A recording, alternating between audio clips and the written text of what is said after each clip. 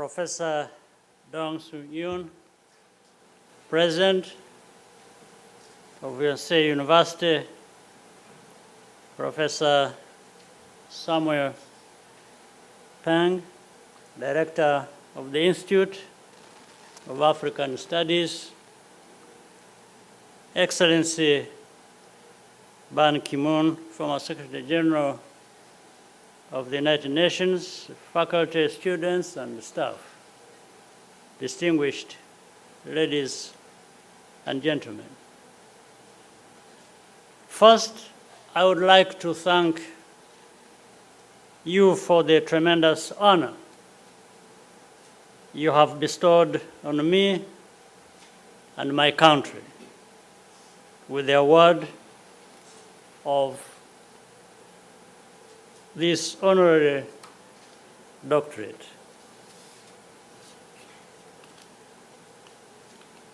I'm also very happy to see my very good friend and colleague, whom I respect, Mr. Ban Ki-moon, who we in Rwanda hold in the highest esteem. This is my fourth visit to Korea, but my first to the Yonsei campus. I wish that our connection had started much earlier. Yonsei clearly ranks among the world's finest universities, and I'm very proud for Rwanda to be associated with your institution. I would like to focus my remarks on a simple question, and that is, what is the purpose of public policy?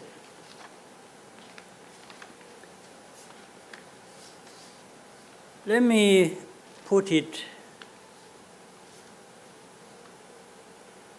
succinctly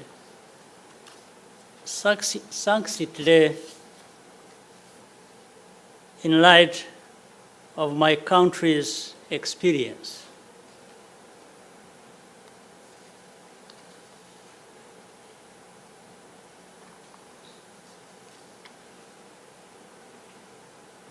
The purpose of public policy is to make our citizens safe, united, free, creative, and prosperous, more or less in that order. On this day, 30 years ago, Rwanda was still in the midst of a genocide that claimed more than 1 million lives. In order to keep power at all costs, the previous regime decided to eliminate one segment of the population known as Tutsi.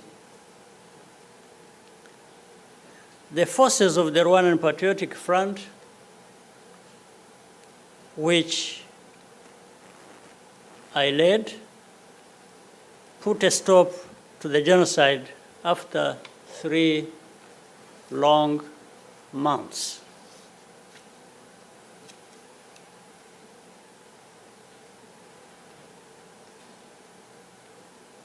We inherited a country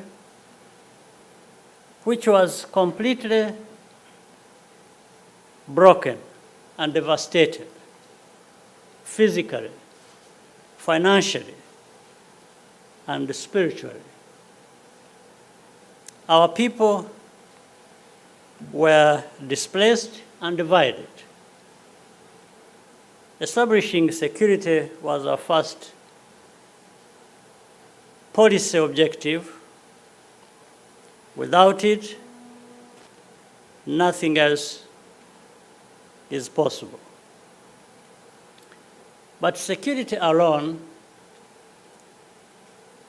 is not enough. We quickly turned to diagnosing the root causes of the divisions that led to genocide. People in Rwanda have various differences, just as in any other country. Everyone is entitled to that.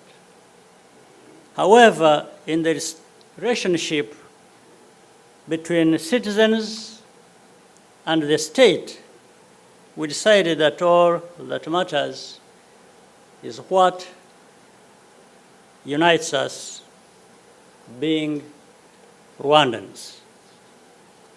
Ethnic categorization and categories were abolished on identity cards, along with quotas and discrimination of all kinds, including on the basis of religion. Safety and unity allowed us to expand our horizon into the future. But our country was still very poor. Achieving real prosperity requires mindsets of truth-seeking, critical thinking, and creativity. A country also needs to secure the freedom to set its own path, despite the pressures and hypocrisies from the international system, especially for small and medium-sized nations. We decided to focus on instilling these virtues in our young people as a strategy for national transformation.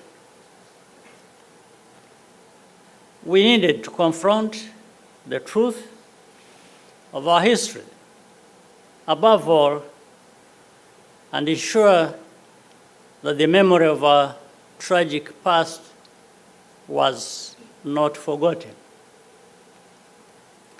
For 10 years, all Rwandans participated in a national truth and justice process known as the Gacaca, which allowed communities to weigh guilt and impose penalties and provide closure to survivors. The files from these proceedings total more than 55 million handwritten pages and are now preserved in our national archives. To open the mind of our youth, we embarked in the late 1990s on the aggressive push to expand internet and technology access. Believe it or not, this was controversial at first. Some donors and philanthropists thought this was a waste of resources, which would be better spent on basic needs. We said we agree on ensuring the needs of our people. But eventually, Rwandans also want to be a people who can aspire to live beyond the basics. Today, Rwanda has the lowest mobile broadband costs in Africa. Our schools are wired, and most public services are transacted on a digital platform called Irembo, meaning really the gate. Money is a commodity, but prosperity is a state of mind. A prosperous people will gain or regain wealth even after enormous setbacks. That's why we are putting increasing emphasis on educating Rwandans for professions that require a lot of creativity and innovation, particularly in high technology. Korea and Rwanda have mostly gone through history without reference to one another. Today, it is much easier to connect and collaborate, and it is increasingly obvious why we should do so. That was the main theme of the Korea-Africa Summit convened by President Yoon this week. Indeed, in many ways, our journeys, while very different, are parallel. This allows us to recognize each other and easily find a common purpose. Among the most important efforts we can undertake together is to contribute to a more harmonious and equitable international society through research, scientific discovery, and imparting knowledge and wisdom to young people. I fully expect the encounter between Rwanda and Yonsei University will flourish and bear fruit for decades to come. Every member of the Yonsei community is most welcome in our country.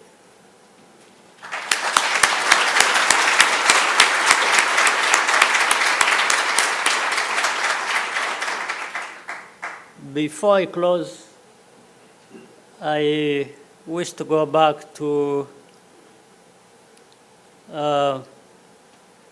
my old friend and colleague, Ban Ki-moon, because he told a story how we met at night. There is a detail he actually left out. It was very late in the night. In fact, it was morning because we met between 1 and 2 a.m. Yeah, he had to continue the journey. He was on a trip across many parts of Africa, campaigning for the Secretary General position. And I had delayed him. I was away in the countryside. So I had to make sure I see him when I came back, and that was very late. So sorry for keeping you very late.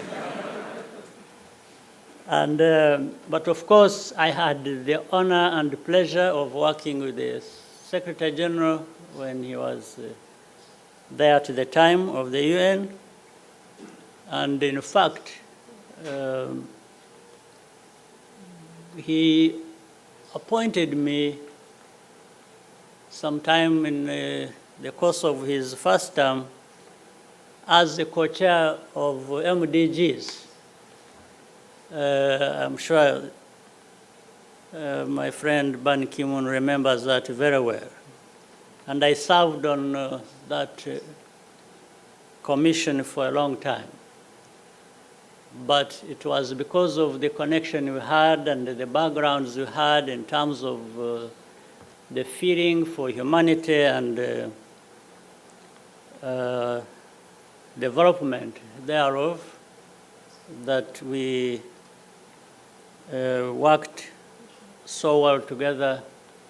And so I thank you. I'm happy to have this moment to include it in my remarks. Once again, I thank you very much for the privilege of being with you today at this prestigious university, which also Yonsei University has bestowed upon me this great honor. I thank you.